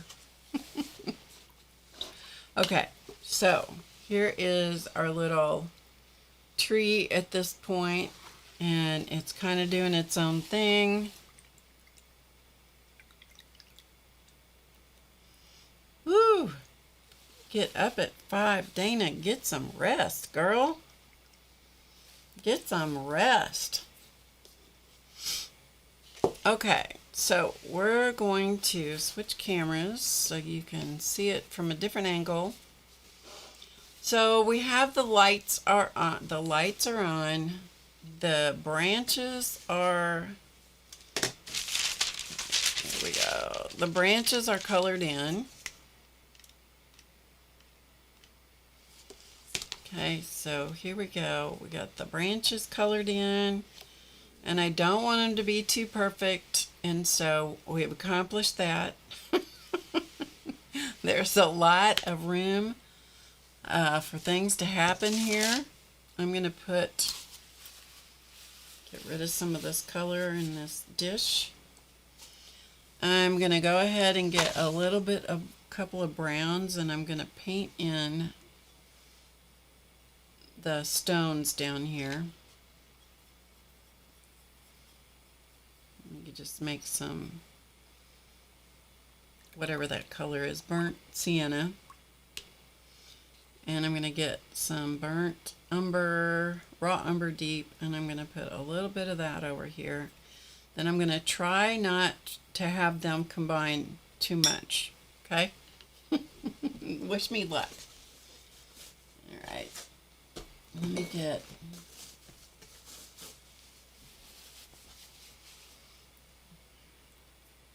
And I'm going to put some water in our little door. All I want to do is just get some color down here, and then I'll come back when it's dry and we'll detail it. We're not going to detail this tonight. We're just going to try to get some color in here, just so everything on this tree has one coat of color on it. That color that's coming from that right there, that's coming from the water. That's my dirty water. That's why you should have two things of water. One for getting the bulk of the pigment out, and the other one for cleaning, making sure the brush is clean. You know what? That's okay. We're just going to go for it.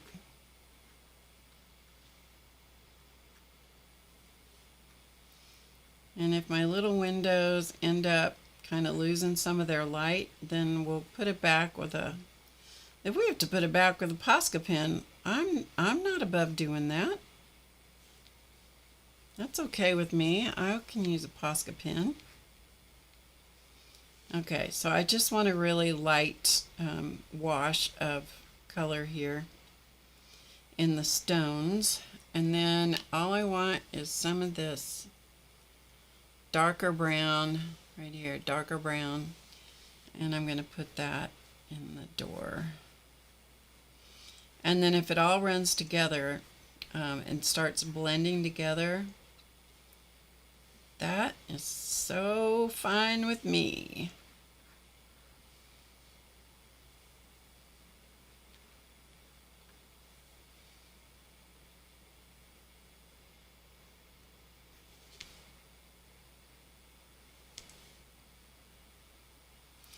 I have some decent brushes that I bought, watercolor brushes, but I keep coming back to these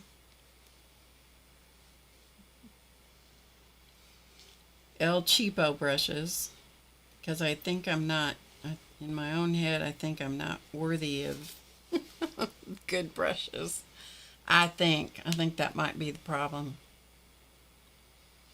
All right, let's put a little bit of this darker brown up here, right up under the branches, so that we have a little bit of shadows started under the branches.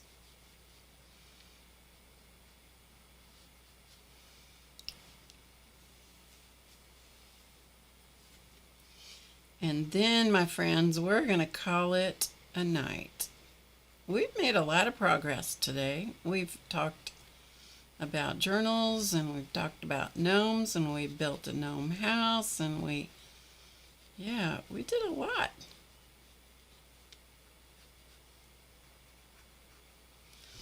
Okay, so I'm just going to scrub a little bit of that down like so.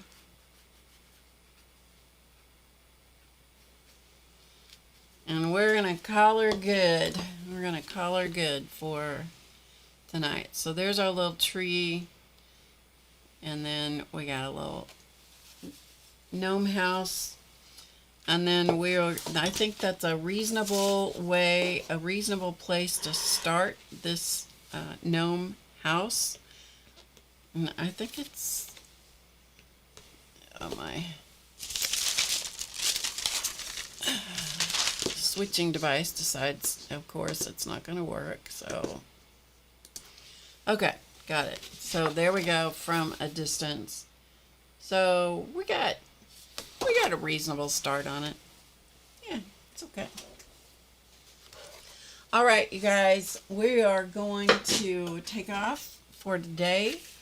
I don't know, the rest of this week is a little bit busy, but if I have a chance to pop on and do some impromptu stuff, just keep your notifications on if you want, if you're interested in that. And I don't know, we'll see what I can get back on and get done, because I really want to get this done so I can have it ready to put on the front of the journal cover and figure out what we're going to put on the journal cover. I'm not sure if I'm gonna jelly plate print it or if I'm gonna collage it with fabric. I don't know what I'm gonna do. We got to get this sorted out. Time is a-wasting. All right. Thanks for hanging out with me, everybody. I'm so glad that you were here. I hope you've had some fun. It's so good to see all of you. Terry says she's awake at 3 a.m. every morning if I'm up. I don't think I'll do that, but I used to do that. I used to stream. I'd start streaming at like 11:30 at night and go until I couldn't see straight. Anyway, we'll see how it goes. Thanks for being here. I will see you for sure Friday afternoon at 2 p.m. Eastern. Until then, remember to get creative today, because you know it's easy. Be nice to people. Be kind. Do something fun for somebody else. You know, we went to a coffee shop the other day. I was with Christy and the kids, and we went in this coffee shop, and I ordered something to drink and a scone to eat. And the girl behind the counter says, you know, the last person that was in here bought one of these scones and then came back and paid for one for somebody else. So you don't have to pay for yours because somebody already paid for it. That was a nice little treat. So do that for somebody else. Makes you feel good and they'll enjoy it. Okay, that's it. That's all I got. I'm out. See you later. Bye.